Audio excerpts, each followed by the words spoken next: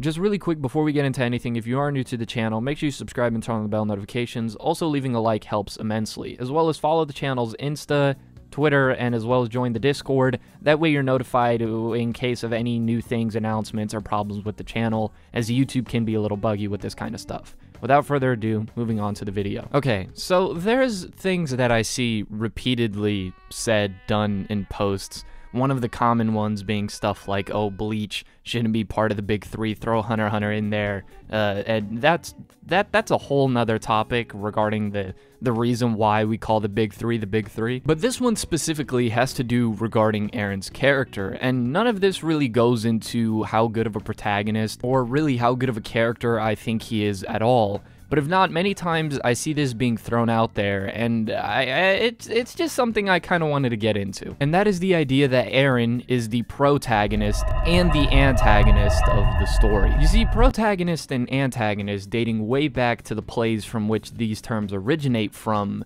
this isn't some sort of subjective interpretation of the character. These are roles within a narrative.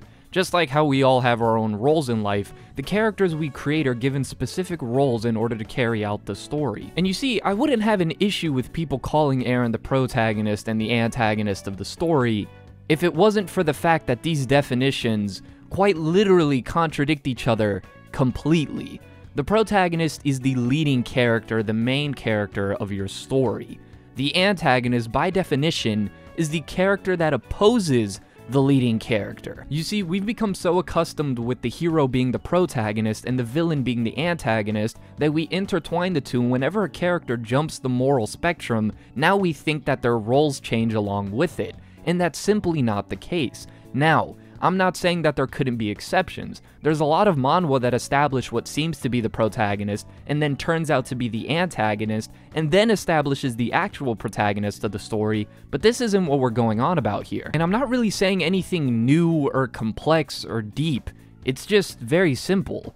All because a character no longer falls under the morality of a hero no longer means that they're stripped from their point of view and their role within the narrative as a protagonist. I just recently did a Death Note video. Check it out, by the way, link in the description below. I'm really proud of that one. But Light Yagami's character, all the time I saw being called antagonist. He's simply just a villainous protagonist. You can have a villain be the protagonist. If, say, for a comic book series they did one about the Joker, if it's written from the Joker's point of view and he's the main character of our story, it doesn't matter how much messed up stuff he does, he is still the protagonist of the story, and Batman would be set as the antagonist, since he would be the one opposing Joker, who's the main character. And you see, I was doing a bit of research, and the first thing that popped up when I looked up can the protagonist be the antagonist was a website trying to say that it's possible, but then the reasoning they gave was that the character's morality is just extremely questionable. When, again, that doesn't change the fact that that character is the main character.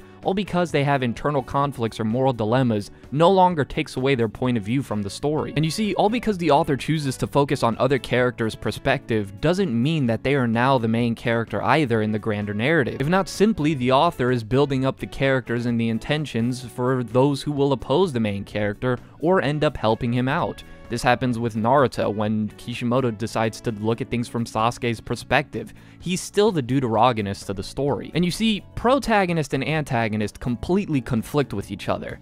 Deuteragonist antagonist, however, is a possibility, because the deuteragonist is simply the second most important character of the story, pretty much regardless of whether he or she opposes the main character or not. Really good examples of this, again, being Sasuke, someone who shifts from deuteragonist to deuteragonist antagonist, and I think Griffith would be a really good example as well, and there are plenty of other characters in which you can do this. So, you see, deuteragonist antagonist can work, because those definitions can, I guess you could say, be stacked on top of each other. Again, hopefully I've made my point pretty clear. Protagonist and antagonist completely conflict. So in order for Eren to now be the antagonist of the story, you then have to convince me that Isayama set up a new main character through which the story's entire narrative is done through their perspective. You would have to tell me at what point exactly does the story completely shift from Eren's point of view to somebody else's point of view, establishing them as the new main character. If not, and Eren is still the main character up to the end, again, he is still the protagonist of the story, his actions and his morality being completely irrelevant to that role. You see, really the only exception I could give when it comes to the protagonist also being the antagonist is if that character were to have something like dissociative identity disorder, basically split personalities, where it's two different characters within the same body. But again, that's not what's going on here. And honestly, I would truly argue that just saying that those who were once with Eren now oppose him is a lot better sounding than just simply going, oh, he's the protagonist and antagonist, he's the god. If I can give another really good example of all of this, would be a character like Akumetsu from the series Akumetsu. Which, by the way, if you haven't read, I'm going to recommend it again because my goodness is this an underappreciated gem. But essentially what happens in Akumetsu is he seems to be this unstoppable force that the rest of the world, or at least in Japan at least, they're trying to stop. They're trying to figure out the mystery and bring an end to the actions that he's committing. But you see, all because Akumetsu is the character to stop doesn't mean he's no longer the main character. And again, I think this is something that we've just intertwined with the role of protagonist and antagonist, and sometimes stories break those norms of those roles. You see, Akumetsu, and just like Eren now in Attack on Titan, are the characters to stop. They are the dominant force, and we're usually used to that being the antagonist of the story. Usually it's their job to be the big bad,